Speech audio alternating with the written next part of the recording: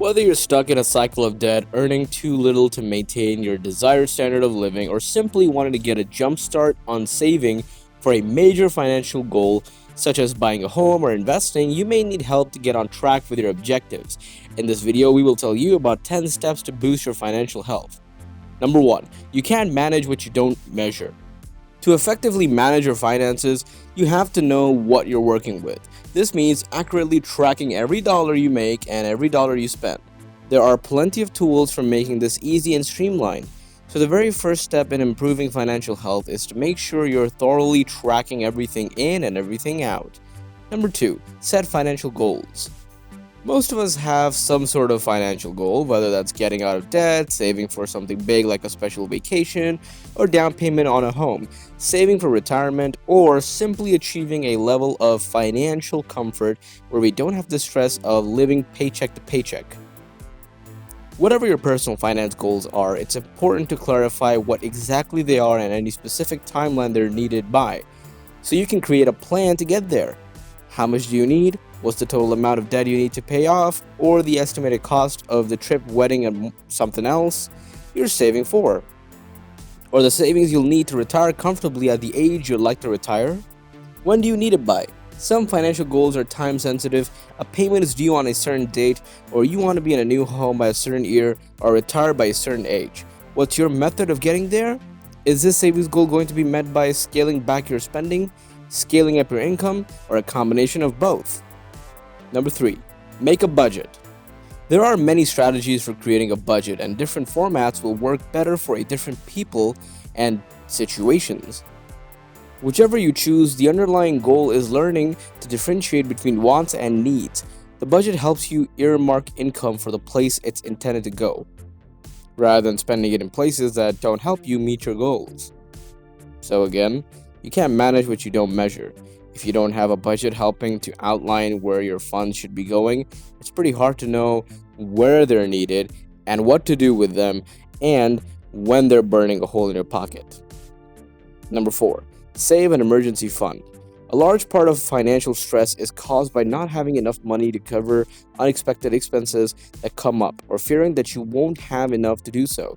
It does give peace of mind to have a savings cushion, when you can rely on if needed, otherwise known as an emergency or rainy day fund. Most financial experts recommended having 3 to 6 months of living expenses in your emergency fund. However, overstuffing your emergency fund is not necessarily the goal here. It doesn't need to account for all typical discretionary spending, like your gym membership or monthly shopping allowance, but it should cover housing. For some people, 3 to 6 months of living expenses is a substantial amount, and for many reasons, saving that amount can feel out of reach. If that's the case, it's best to start with smaller, more manageable goals, like saving 1 month of living expenses, or whatever makes sense for your situation and needs. Number 5. Avoid debt.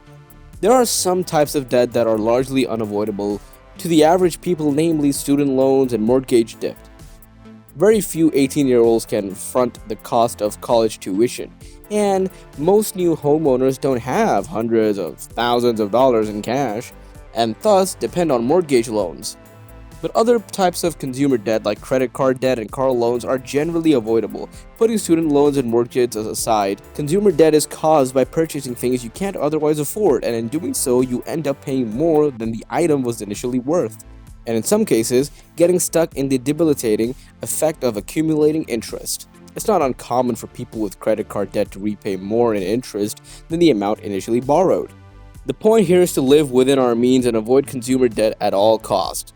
If you're not able to afford a discretionary purchase, that's likely a sign you shouldn't be making it. Number 6. Reduce or eliminate unnecessary expenses. This seems so simple, but it's worth saying. One of the easiest ways to create more space in your monthly budget is to reduce or eliminate unnecessary expenses. Small, seemingly negligible expenses do add up over time and scale. Some of the questions I have asked myself: do I need all these different streaming platforms? Netflix, Hulu, Amazon Prime, YouTube Premium, and much more? Or could I get rid of some? Do I really enjoy fancy dining that much, or could I stick to more casual, affordable restaurants? I really don't believe in depriving ourselves of little luxuries we enjoy, but sometimes we have recurring expenses. We kind of forget about that. upon closer review, we don't really use or find much value in. Number 7, get creative about income. Sometimes our income minus our needs and wants doesn't quite work out. The options here are to reduce expenses to increase income. Reducing expenses is often a bit easier, especially if you have some existing unnecessary discretionary spending you could cut off, and or if you work a job that doesn't have variable income. However, sometimes we really want or perhaps need those extra line items in the budget, and it's necessary to increase income to get there. Even if you have a full-time job that you can't directly increase your income from, there are other ways to make additional money on the side. Number 8, cultivate a healthy money mindset. One of the most significant lessons I've personally learned about money is to cultivate a healthy money mindset. Many people were raised with or somehow developed unhealthy money mindsets. Whether that's a deficient mindset that there's never enough, or it's an overly optimistic mindset that leads to irresponsible spending and a small mountain of debt. Though these are opposite ends of the spectrum, they're both unhealthy mindsets to frame financial management. First, money and wealth are not fixed. There's much that can affect and change them over time. How you begin or where you're at now is not necessarily how you end. Some people grow up in poverty and later become multi-millionaires. Some people are born into wealth, make bad investments, and end up broke. Those are extreme examples, but most of us do have different ways of influencing our income and expenses, and it's helpful to keep that in mind, rather than assuming that things must always be the way they currently are. A healthy money mindset involves respecting money, recognizing its power, its benefits, its risks, the responsibilities you have regarding it. Yet, that does not mean revering it, nor fearing it. Over time, I've found that it's possible to be financially responsible and also develop the flexibility to spend guilt-free on things you enjoy. Of course, the specifics of this will look different for different people with different income and expense levels, but the point is, a healthy money mindset is a balance of responsibility and enjoyment. With a healthy money mindset and understanding of your household finances and financial goals, you can create a clear plan that allows the best combination of living well both now and in the future.